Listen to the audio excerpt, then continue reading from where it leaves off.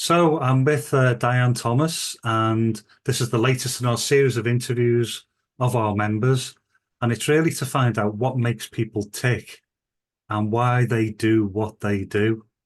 And so I'm going to go straight into the questions, if that's all right, Di. Yeah, Yeah. sure. And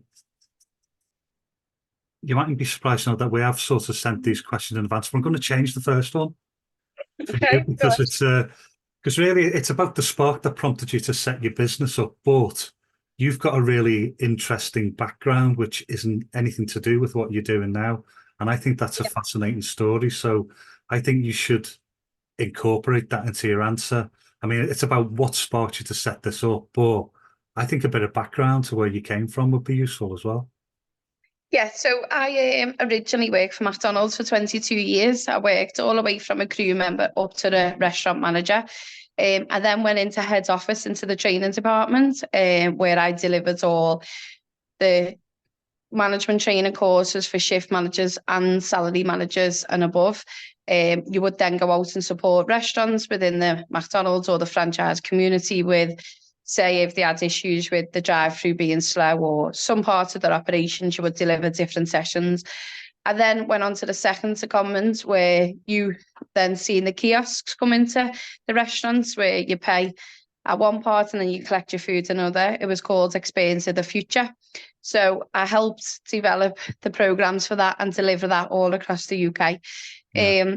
I guess when I went into head office and that, and you're working with higher end people instead of, in the restaurant, you're working with younger generation, you're involved in more of the strategic side of the business and learn a different bit.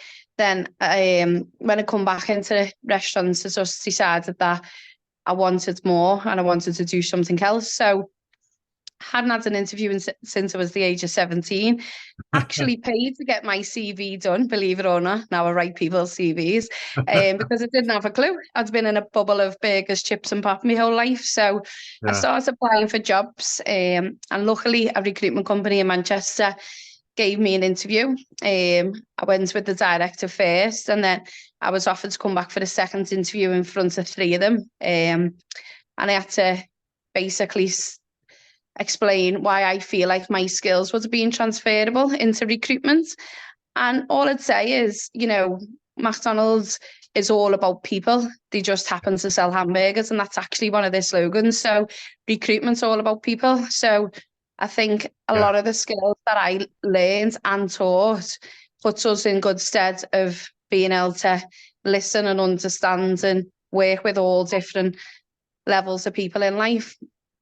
So I worked there for 2 years and then I was given an opportunity to open my own business with a joint venture, which is what we've done. So then we opened DCT Recruitment, which is my initials, but stands for Delivering Careers Together. So it's a little bit of a play on words, yeah. Yeah. And that's exactly what we want is to work with people. So the candidate, the client and us, it's like a three-legged stool approach. We all want to feel like everyone's an equal party, everybody's incorporated in the decision making, and then everybody gets what they want out of the process. Yeah. The candidate is probably the most important person in that triangle, in essence, because without that, the client's not going to fulfill a need and Yeah. we wouldn't have a business to run. Yeah. And I think that's where we do a lot around our candidates to make sure we make them feel like an employee rather than, a temporary worker. Yeah.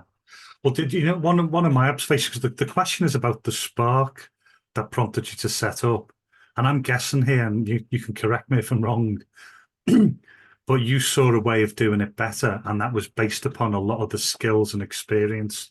Because Yeah. McDonald's is a world-class brand. Their Yeah. system is absolutely amazing. I've read books on McDonald's and how they go about things, and I can see that as a link in terms of, is it true that the spark could have been that you thought, I can see a way of doing this better? Yeah, 100%. And that's what I use as my USB is that actually I'm not homegrown recruitment. I look at things completely different. I've got a different way of thinking. I might turn things upside down a little bit more dig a little bit deeper, find solutions to the problems rather than just saying, oh, we can't actually fill that. So if I give an example, we've just won a contract and we needed a crane operator. Now, when the car came through, the tonnage was less for the crane that they're running. So we then have trainer provider. So we then arranged that the trainer could go on site on the Saturday, upskill the driver because he has done that 15-ton crane. And then the candidate's now got a better qualification and the client's now got the unicorn they couldn't find, should we say, because we've put the solutions together, because we're not just looking at just recruitment, we're looking at trying to be in partnership with other areas. So it's more like a people hub. So by having them training providers working with us, we can then find solutions, to ensure that the candidate and the client get exactly what they need. So the spark for me really is just to help people. That's what I want to do is, the meaning of being able to help people and get them their dream job. If I look at my own story, I was lucky and fortunate someone took a chance on me to do a completely different career change. And when people say, where are them golden nuggets, that exactly is where that is going above and beyond and speaking to every candidate and finding out what it truly is that they want to do for a living. Yeah, well, one of the things that I've spotted, and it's an example of how you go about your process, is that in construction recruitment, I've heard people say that they don't trust agencies. Yeah. And I can see your background where you were training people to improve the process. Like one small example is that you ring some of your new candidates in the morning to make sure they're on the way. So you've improved the process so that you're cutting out the number of no-shows. Yeah. You've always got a backup as well, just in case. Yeah, definitely. So it's a lot of, I know technology has come on and I know, it's a digital world, but it's having a personal relationship. It's picking the phone up and building a relationship with the candidate. They're not going to let you down then, but if you're just a keyboard warrior and you're just doing everything by text or by email, then they can just send a text or email and say, I'm not coming to work. But if you spend time speaking to the candidate, getting to know them, understanding what they want, how you're being able to help them, then when you're ringing them in the morning, you prepare them and say, look, I'll send you a message in the morning, just let me know you're on the way. A little bit of that is down to the fact that also presenting the client with the news that the person isn't on the way for whatever reason, if they don't answer, is better than them ringing me at 7:30 saying, where's the guy? So it's about working together, isn't it? And having the communication channels right. So we'll be up at 6:00 every morning checking that the guys are on the way. And then we'll always touch base with the clients at 7, whatever time. We'll always ring them an hour before, check base, are they on site, are they there? Because believe it or not, people have said they're on the way and they're there, and then they don't turn up, trust me. I wouldn't say we're perfect all the time, but the one thing you can't control in life is people. Reason I'm not surprised by that. So we've done your background, where you came from, the spark that set you up and how you go about it. But so far in business, what would you say is your proudest moment? Get to pick one. Winning Recruitment Consultant of the Year last year. We were only been in business 18 months, and to win such an established award up against, longer standing companies, I think, is a testament to myself and Gemma, who's like my main person that works with me as my sales manager, and, the team behind us. Definitely, to win that is our proudest moment so far. Yeah. Okay, so let's switch that into the business itself. So what job or contract win or opportunity stands out to you as particularly exciting? A moment really. The one that I've just explained about the crane operator, because it's for a huge construction company. Yeah. So I've been trying to work with that client for 9 months now, and we've got people on the site through another company. And obviously their agency couldn't fulfill it, and we've fulfilled it. So I'm excited for what that client is going to bring. Yes. Okay. So tell us about the range of services that you offer, the sectors that you cover, and bearing in mind that this audience is going to be mainly construction or property related. Yeah. So we can do anything like, any trade, so anything from a labourer all the way up to the construction director or above, we can fill any trades and labour. So plumbers, electricians, joiners, crane drivers, anything you name it. Yeah. And then from a property point of view, we can do facility management, we can do cleaning. Again, it could be just you need help with a man with a van, or, anything like that we can supply. And we have a high range of jobs we can do across all different spectrum, construction, engineering, manufacturing, industrial, commercial, hospitality. So to be fair, again, I think because coming into recruitment, and learning about all these job roles, some people might say, oh, just have a niche and just do that, and then you're an expert, which is great. But we can also, do anything, because the power is listening to the client's needs. Yeah. So that's what it's about. It's, I'm never going to be a joiner. I'm never going to be a plumber. But as long as I understand what's expected or what the client needs, and it's asking the right questions. So it's asking what will they actually be doing on site, because there's all different levels within a trade. So, if you know exactly what the job is to doing, not just, oh, can you get me a joiner, then you can find the right person, because certain people don't like doing certain aspects of the trade. And I think that's what we do a little bit more, is just digging into the detail a bit more, and then you find the right person for the job. Yeah, brilliant. Okay, so what would you say is a really good opportunity or introduction for you? Well, there's two ways of looking at this, right? So the client we've just got on, who's really high end and great, is great. However, how we got that client was helping a smaller company who we've now grown their business by 5 people. So a little bit of me and I want to make a difference and help. I probably like helping the smaller person to grow into a bigger company. Does that make sense? And that's no disrespect to, if the big companies come along, but what drives me is the meaning and the purpose of it. So being able to help, a one-man band electrician or a plumber or, a building company to be able to grow and take all the headache away from them of having to do any employment law or any payroll or anything like that. We take all that away. But they can grow their business because they can take on more and more projects then, and we can cover all over the UK. So if they want to branch out, then we could just get them people for that area. They've got no commitment then of thinking, like taking away the stress of, oh, am I going to find them work this week? What am I going to do? Because if everything's open and honest, we can maybe find that person work somewhere else for a week or two and then bring them back to that person. Yeah. As long as everything's open and honest, then that's all that matters. Yeah, well, having chatted to you for a bit, I can see that passion comes across. I know you're quite quiet and shy, and I've had to dig it out of you, but that does come across. But right, okay, so let's talk about networking, because you're quite the networker, and I think you really get it. But not everyone is, particularly in construction. There's a lot of people who don't like formal networking events. So let's quiz you about networking, really. So what's the story behind the best job you've won as a result of networking? Oh, which one do we choose there, Jem? They all come from networking. So again, that's quite hard to say that, Ian, because again, going back to why we're different, so many recruitment companies go knocking on doors or knocking on sites or I haven't done that approach. So all my business has come through networking. So I love all my clients just the same. So I can't really say that's the best one.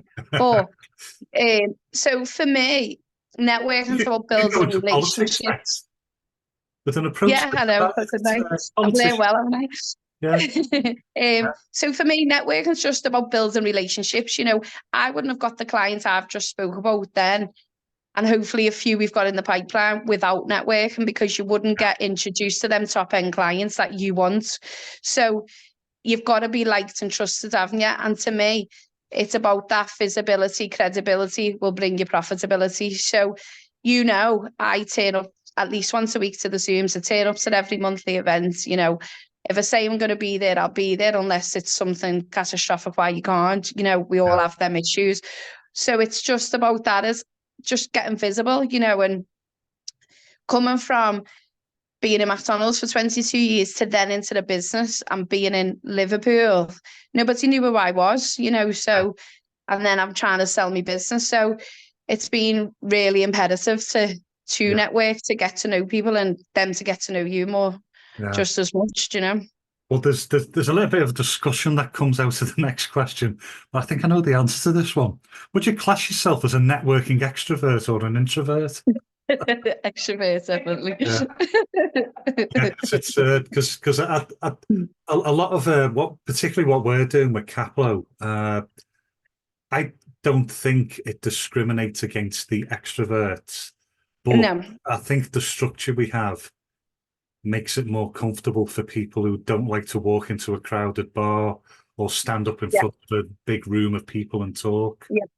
And we've done that deliberately, because a lot of the feedback we've had from previous events we did pre-COVID was that, you know, a lot of the trades and construction people don't like a suited formal networking event. Yeah, and definitely.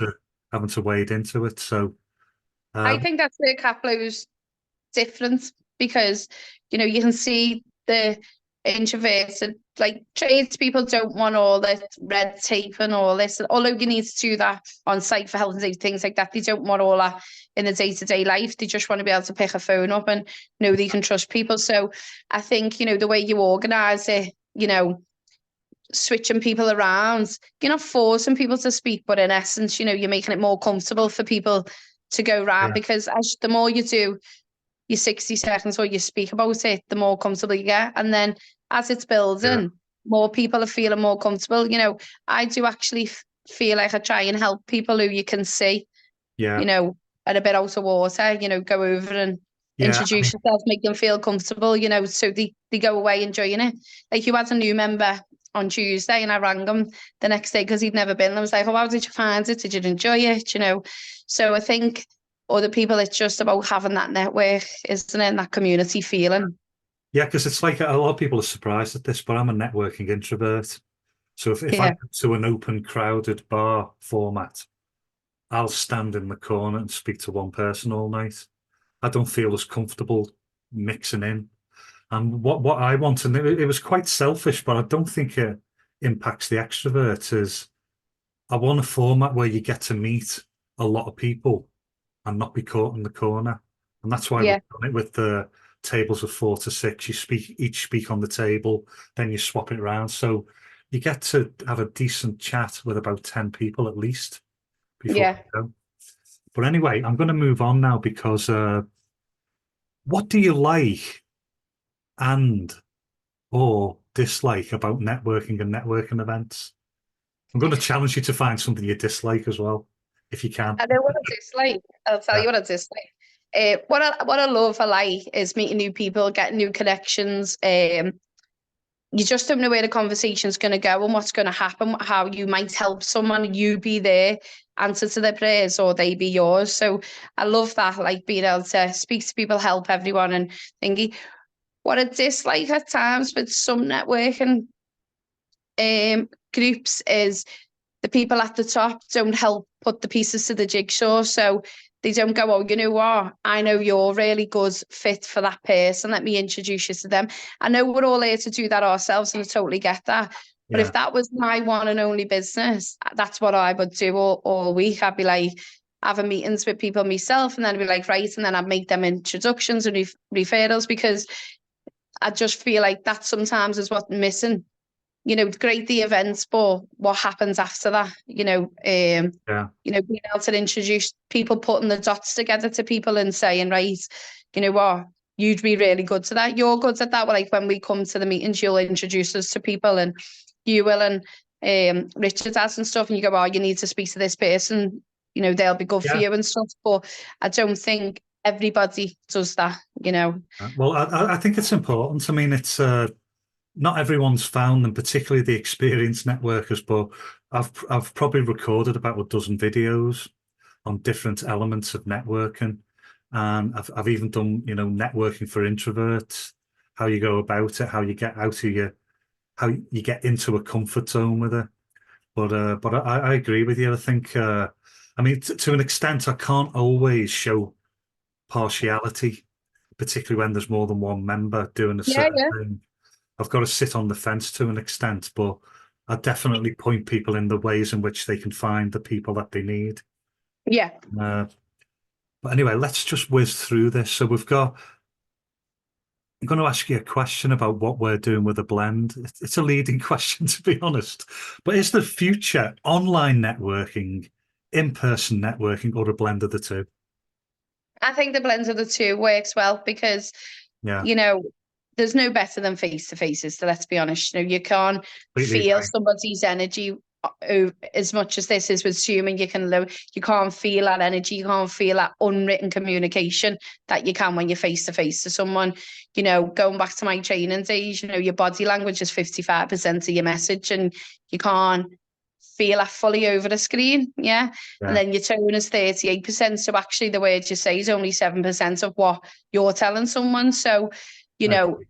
I think from that, face to face will always be the best. However, in the busy world we're in, by being able to do stuff online means that you're not coming away from your office or the site or wherever it is you are to have to go to the event. It's not a 1 hour meeting, isn't 2 hours or 3 hours, depending on where you are. So I think having the Zoom meetings for 40 minutes as well is quite a good time because, you know, it's just a little bit over half an hour. We can all sort of find that in the day.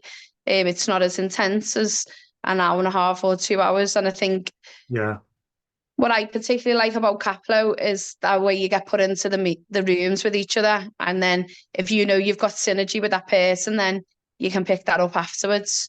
yeah, So it helps from that perspective. yeah. Saves time. I think as well, pre-COVID, when it was just a monthly in-person event, it's one of those situations where you meet somebody in March, for example, at the March event, and you have a good natter, and then you don't chat again till September, even though you both went to every event Yeah. between, because you're all in different corners of the room. And so what we wanted was a way to accelerate trust building. And if you have multiple touch points, even though it's a Zoom call and it's not as good as in person, it kind of accelerates the amount of Yeah, time that definitely. you meet someone. Uh, Yeah. you build trust a bit quicker. Anyway, I'm going to ask you a question for a newcomer to networking.